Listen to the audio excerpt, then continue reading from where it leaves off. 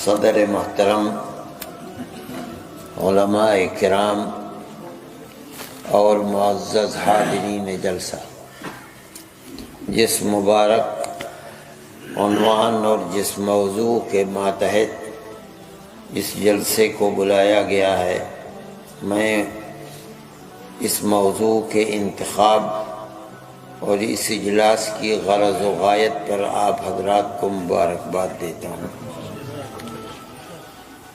نبی کریم علیہ الصلاۃ والسلام نبوت کی زندگی آپ کی، جس کی ابتدا 40 سال کے مدت پہنچنے کے بعد ہوئی اور 63 سال پر آپ پس پردہ تشریف لے گئے، یہ کل 23 سالہ دور نبوت ہے۔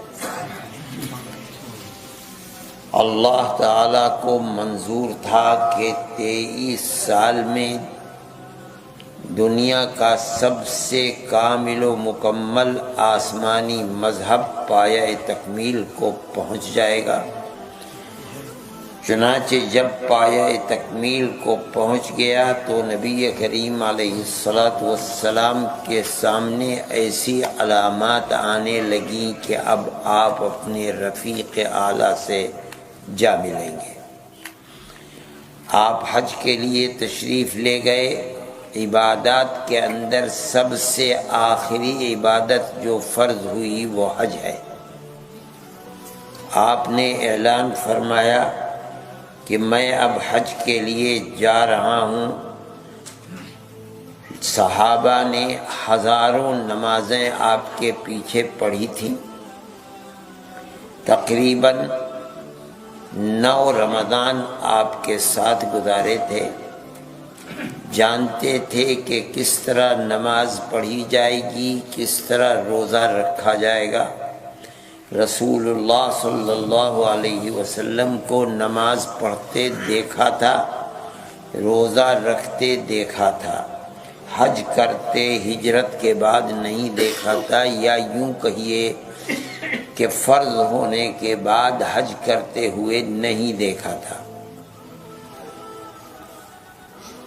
جب مکہ فتح ہو گیا اور کعبۃ اللہ حکومت اسلامی میں آ گیا تو اب نبی کریم علیہ الصلاۃ والسلام نے پہلے سال حج نہیں فرمایا۔ ابوبکر صدیق رضی اللہ تعالی عنہ کو امیر حج بنا کر بھیجا، حضرت علی کرم اللہ وجہہ کو بعد میں۔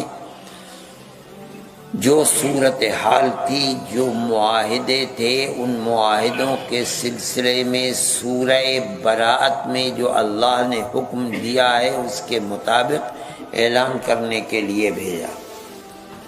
اور سن 10 کے اندر فتح مکہ کے 2 سال کے بعد اللہ کے نبی نے ارادہ فرمایا، تو چونکہ آپ یہ جان رہے تھے کہ یہ پہلا اور آخری حج ہے فرض ہونے کے بعد، میرا اس لیے صحابہ کی ایک بڑی تعداد ہونی چاہیے جو حج کے ارکان کو دیکھ لیں، کہاں کیا عمل حج کا کیا جا رہا ہے سمجھ لیں۔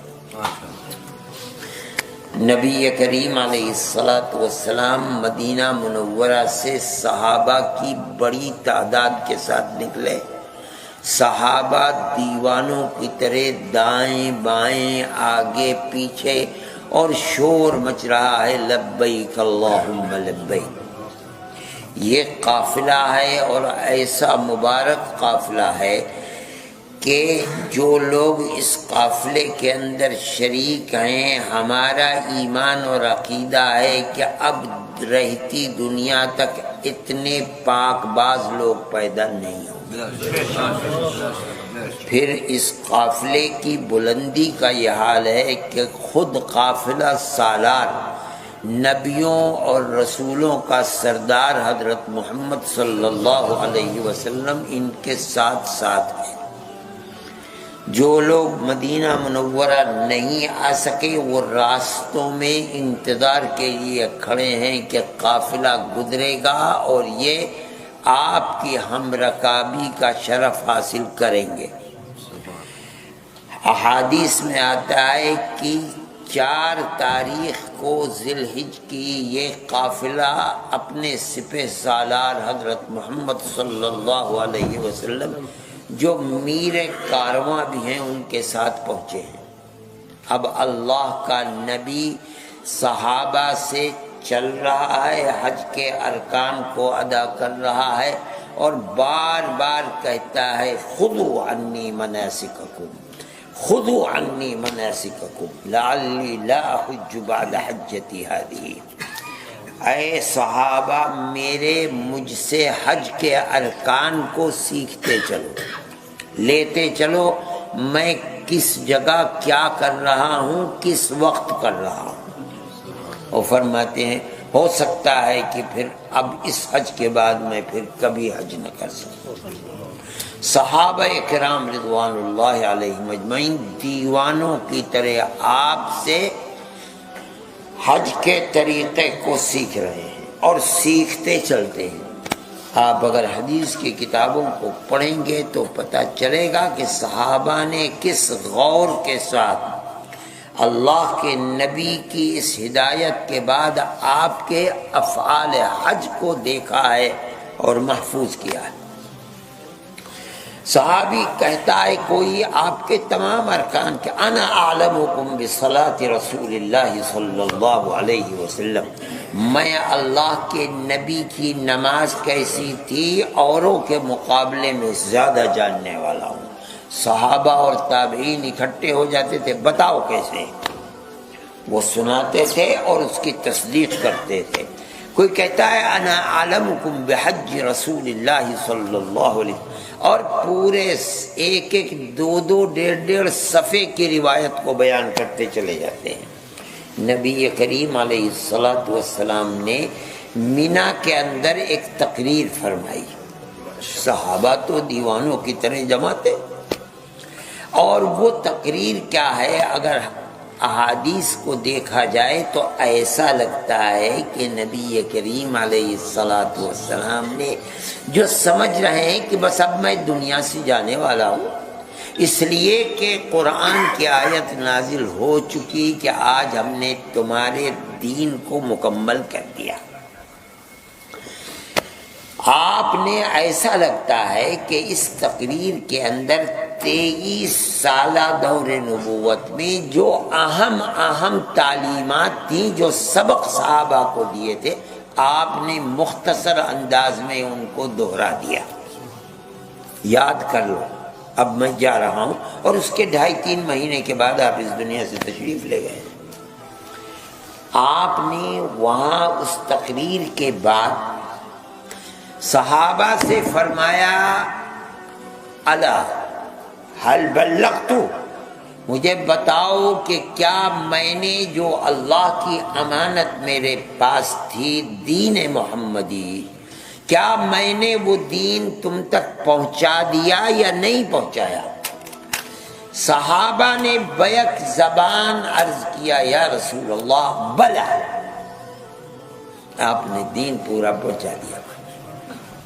اللہ کے نبی نے انگلی اس طرح اٹھائی اور 3 مرتبہ فرمایا اللہم اشہد، اللہم اشہد، اللہم اشہد، اے اللہ ان کے گواہ بن جائیے، اے اللہ ان کے گواہ بن جائیے، اے اللہ ان کے گواہ بن جائیے۔ مطلب یہ ہے کہ جو امانت آپ نے میرے سپرد کی تھی، جن کو پہنچانی تھی، میں نے ان کو پہنچا دیا، ان کے علاوہ تو کوئی اور امین ہے نہیں۔ اس کا مطلب یہ ہوا کہ نبی کریم علیہ الصلوۃ والسلام مطمئن ہیں کہ میں نے اللہ کی امانت جو حقدار تھے ان کو پہنچا دیا، اور جو لوگ حقدار تھے ان سے آپ نے تصدیق کرا لی، اور تصدیق کرانے کے بعد اللہ کو گواہ بنا رہے، اے اللہ آپ گواہ بن جائیے۔ کل قیامت کے دن میرا دامن بالکل پاک و صاف ہے، اور جو آپ نے مجھے دیا تھا، جن لوگوں تک پہنچانے کے لیے دیا تھا، میں نے رات اور دن جو محنت کر سکتا تھا وہ کر کے ایک جماعت ایسی پیدا کر دی کہ جو اس امانت کے اٹھانے اور تحمل کی اہل بن گئی ہے، اور وہ جماعت آپ کے سامنے ہے۔ وہ زبان سے اقرار کر رہی ہے کہ آپ نے ہمیں امانت پہنچا دی۔ اے اللہ، آپ گواہ بن جائیے۔ اللہ کو گواہ بنا کر آپ تھوڑے دن دنیا میں رہے، اس کے بعد پس پردہ تشریف لے گئے، لیکن تشریف لے جانے کے بعد ایسی ایک جماعت بنا کر گئے ہیں کہ جو آپ شخصیت کے ارد گرد، آپ کے دین کے ارد گرد اتنا بڑا قلعہ ہے کہ جب تک وہ اپنی جگہ موجود ہے اور وہ لوگ ثقہ ہیں، عادل ہیں، اور ہمارا ایمان ہے کہ وہ قیامت تک پیدا ہونے والے ہر طبقے سے زیادہ بلند و برتر ہیں۔ جب تک اس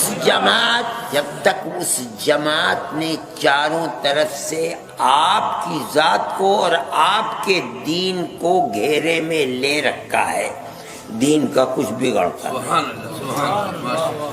وہ اتنے بلند و برتر اور مضبوط پہاڑ ہیں کہ ان کے ہوتے ہوئے دین پر شب خون نہیں مارا جا سکتا۔ اسی لیے ہر باطل دنیا کے اندر جب نقب لگانا چاہتا ہے تو سب سے پہلے صحابہ کی ثقافت پر حملہ کرتا ہے۔ جب تک ان کی ثقافت پر حملہ نہیں ہوگا اس وقت تک دین کا کچھ نہیں بگڑ سکتا۔ قرآن کو لانے والے وہی ہیں، قرآن کو آپ سے لے کر منتقل کرنے والے وہی ہیں، الفاظ قرآن کو آپ سے لے کر منتقل کرنے والے الی یوم القیامہ۔ قرآن کے الفاظ میں مراد خداوندی کیا ہے، اللہ کیا فرمانا چاہتا ہے، آپ سے سیکھ کر منتقل کرنے والے قیامت تک وہی لوگ ہیں۔ سارا دین حدیث، ہر چیز کو رسول اللہ سے لے کر اور آج تک اور آج کے بعد قیامت تک وہی لوگ منتقل کرنے والے ہیں۔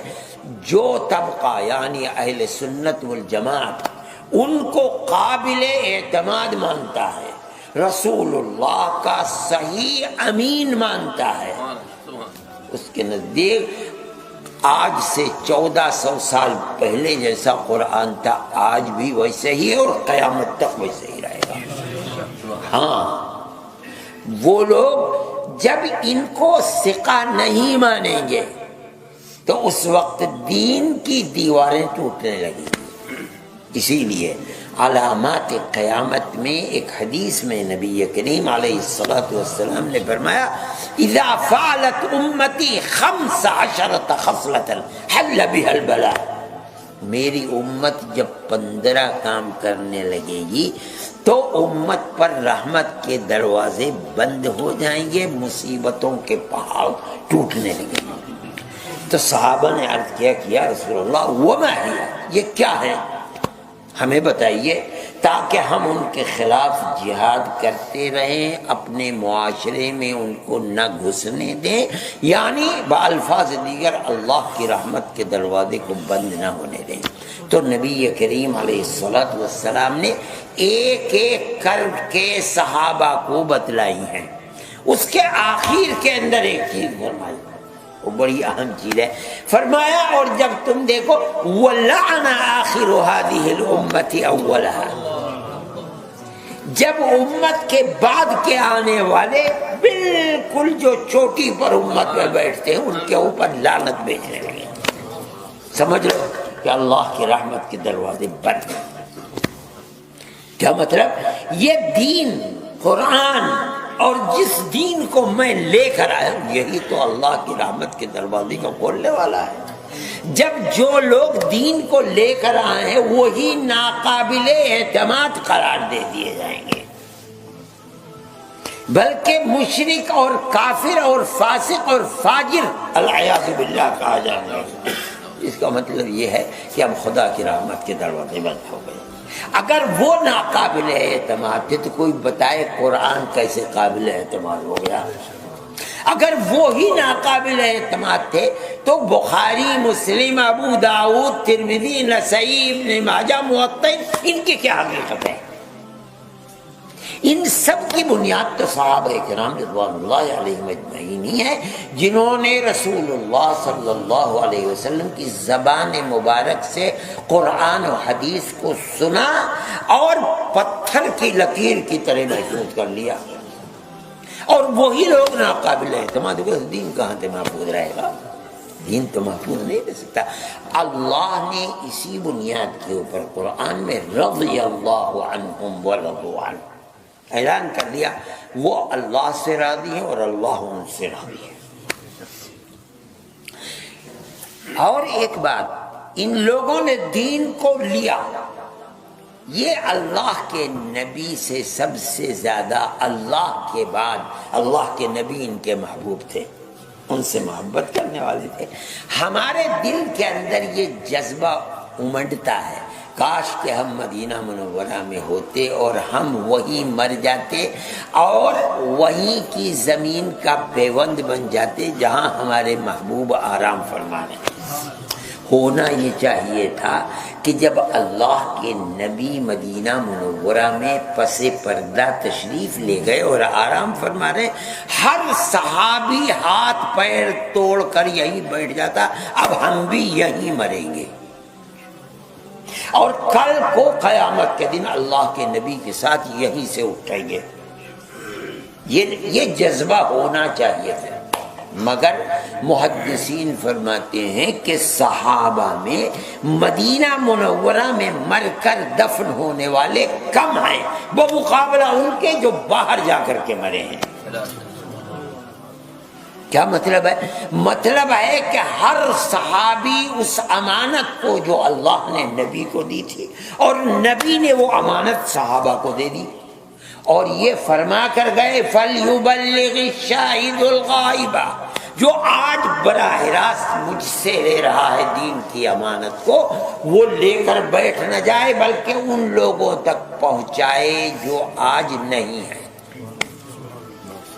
اور فرمایا کہ اگر کوئی شخص اس امانت کو لے کر بیٹھ جائے گا اور بتائے گا نہیں، پہنچائے گا نہیں، خیانت کرے گا، الجم بلجام من النار یوم القیامہ، قیامت کے دن جہنم کی آگ کی لگام منہ میں لگائی جائے گی۔ صحابہ جو تھے اس امانت محمدیہ کو لے کر کے جو جہاں تک جا سکتا تھا چلا گیا، افریقہ کے جنگلوں کے اندر گزرے، اور اللہ نے جو ان کو اللہ کے نبی کے دیدار اور آپ کی صحبت کی بنیاد پر جو ان کو ان کے دلوں میں آگ رکھی تھی اور قبولیت عطا فرمائی تھی، قوموں کی قومیں، ملکوں کے ملک ان کے ہاتھ پر ایمان لے آئے۔ یہ ان کی عظمت تھی، اور یہ عظمت قیامت تک کے لیے امر ہے۔ جو لوگ ان کو برا، آج ہی نہیں، اس زمانے میں بھی، زمانے نبوت میں بھی ان کو برا کہا جاتا تھا، مخالفین اسلام کے آج ہی نہیں، اس زمانے میں بھی تھے۔ قرآن کہتا ہے وَإِذَا قِيلَ لَهُمْ آمِنُوا كَمَا آمَنَ النَّاسِ، جب ان کفار سے، منافقین سے کہا جاتا ہے کہ آمنوا کما آمن الناس، جیسے لوگ ایمان لائے ہیں تم بھی ایمان لے آؤ۔ لوگوں سے کون مراد ہے؟ جو ایمان لائے۔ ایمان لانے والے کون لوگ تھے؟ صحابہ۔ تو کیا مطلب ہے؟ جب ان سے کہا جاتا ہے کہ اصحاب رسول اللہ کی طرح ایمان لاؤ، تو کیا کہتے ہیں؟ کہتے ہیں انؤمن کما آمن السفہاء، کیا ہم اس طرح ایمان لائیں جیسے یہ تھیتلی عقل کے، کم عقل بے وقوف لوگ ایمان لائے ہیں؟ کن کو کہتے تھے بے وقوف؟ اب دیکھیے اللہ کو کتنا برا لگا، کہا تو جا رہا ہے صحابہ کو، لیکن اللہ کو اتنا برا لگا، اتنا برا کہ جواب کیا دیتے؟ پہلے الا کان کھول کر سن لو، دیکھیے اندازہ دیکھیے، کان کھول کر سن لو، ان حرف تحقیق ہے، تحقیق یہی ہے جو میں کہہ رہا ہوں، کان کھول کر سن لو، امر محقق یہ ہے کہ ہم وہ، پھر ہم کے بعد ایک اور ہم لا رہے ہیں تاکید کے لیے، الا انہم ہم السفہاء، ہونا چاہیے تھا الا انہم السفہاء، نہیں کہہ رہے ہیں، فرما الا انہم ہم السفہاء، وہی۔ پھر جو عربی جانتے ہیں وہ جانتے ہیں، اصل یہ ہے کہ مبتدا معرفہ اور خبر نکرہ ہونا چاہیے تھا الا انہم سفہاء، اس کے بجائے تاکید لائے ہم اور پھر اس کے بعد سفہاء کے اوپر الف لام لائے، یہ تاکید اور حصر کا، وہ ہاں وہی بے وقوف، تاکید پر انہوں نے تو ایک دفعہ کہا تھا انؤمن کما آمن السفہاء، اللہ فرماتے ہیں میں جو کہہ رہا ہوں کان کھول کر سنو، میں جو کہہ رہا ہوں وہی امر محقق ہے، وہی امر محقق، کیا وہی بے وقوف ہے۔ اچھا آگے چل کے اس سب سے آگے فرماتے ہیں وَلَكِنْ لَا يَعْلَمُونَ، کیا مطلب ہے؟ ارے بھائی اگر کوئی کھڑے ہو کر پیشاب کر رہا ہے اور وہ جانتا نہیں کہ پیشاب کر رہا ہے کھڑے ہو، کیا کہو گے؟ پاگل ہے، یہی تو کہو گے۔ اگر کھڑے ہو کر پاخانہ کر رہا ہے اسے کچھ پتہ نہیں کیا کر رہا ہے، یہی تو کہو گے کہ پاگل ہے۔ اب قرآن کیا کہتا ہے؟ بے وقوف ہیں، بے وقوف ہیں، بے وقوف ہیں، اور انہیں پتہ بھی نہیں کہ وہ بے وقوف ہے، اس کا مطلب ہے بالکل پاگل ہے، عقل ہے ہی نہیں۔ کیا کہہ رہا ہے اللہ؟ یعنی اللہ کو کتنی محبت ہے صحابہ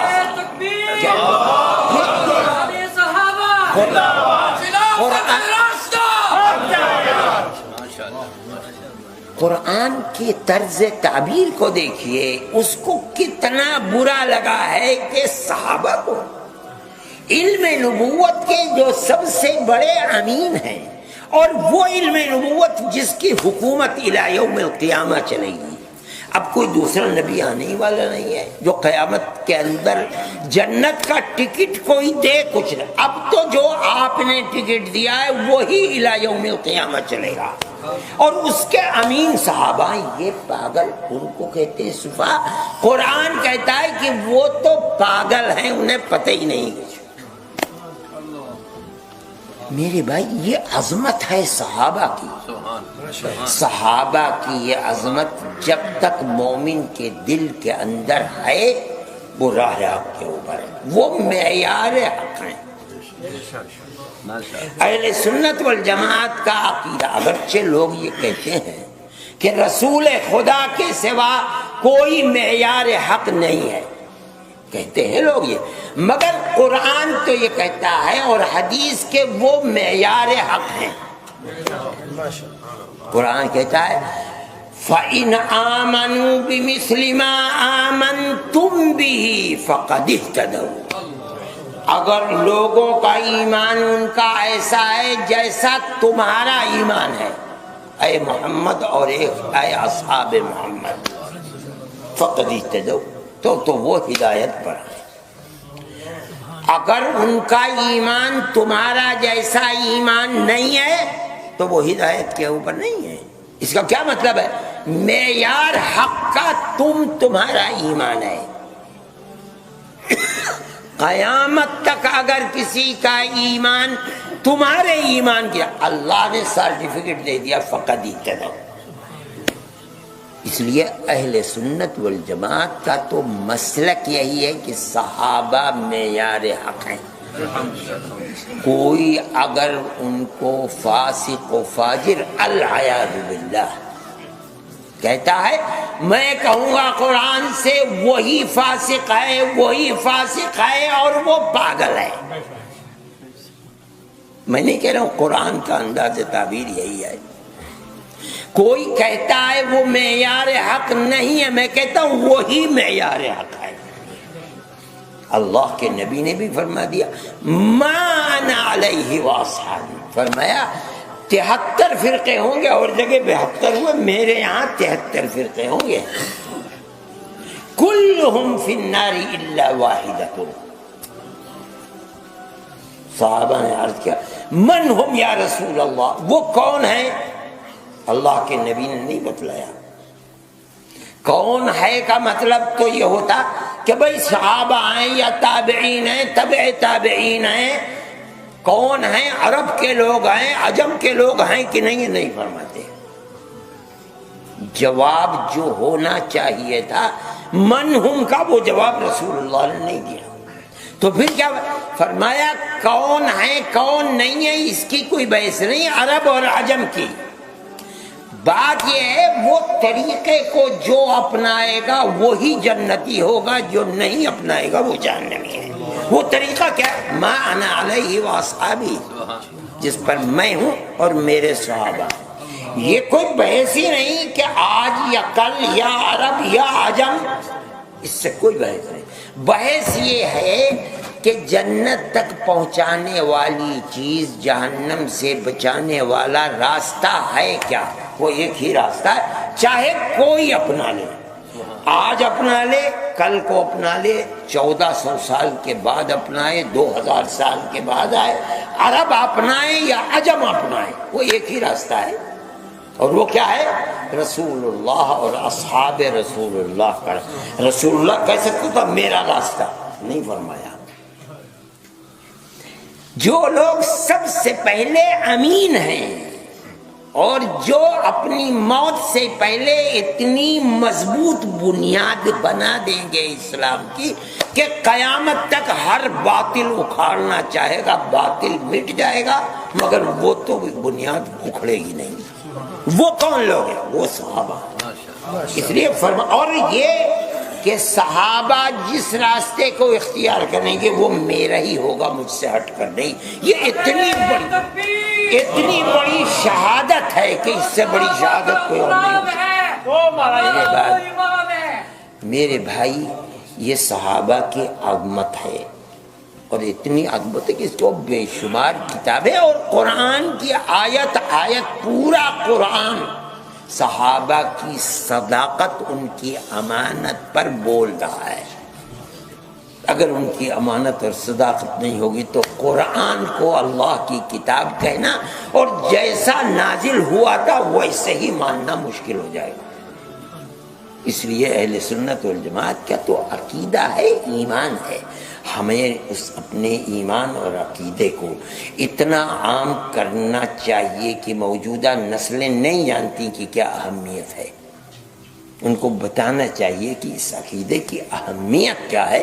بغیر اس عقیدے کے دین و ایمان اور قرآن محفوظ نہیں رہ سکتا۔ میں پھر مبارکباد دیتا ہوں اور دعا کرتا ہوں کہ اللہ تعالیٰ اس اجتماع کو مقبول فرمائے، اور اس عقیدے کو جو سلف صالح کا عقیدہ ہے الصحابۃ کلہم عدو، اللہ اس عقیدے کو مضبوط سے مضبوط تر فرمائے، اور ہمیں اور ہماری آنے والی نسلوں کو اس کی حفاظت اور اس عقیدے پر قائم رہنے اور مضبوطی کے ساتھ پکڑنے کی توفیق عطا فرمائے۔ وصلی اللہ تعالی علی خیر خلقہ سیدنا محمد وعلی آلہ وصحبہ اجمعین۔